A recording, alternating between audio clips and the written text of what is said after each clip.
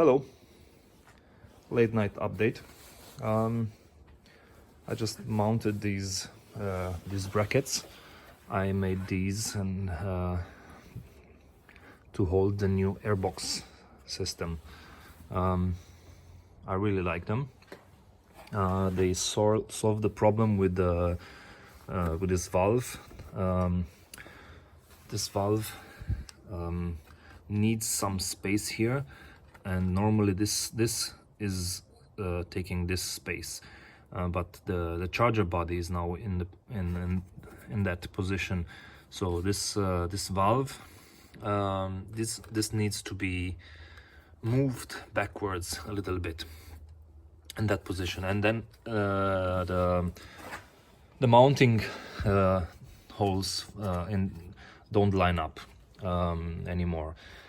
So this bracket supports then the new airbox system, connects with the tank, and has a support function for this valve. So I'm really pleased with how they look. For the kits, I think they will come in black. These are in stainless steel now, but yeah, I'm really happy on how the engine bay looks like. Thank you.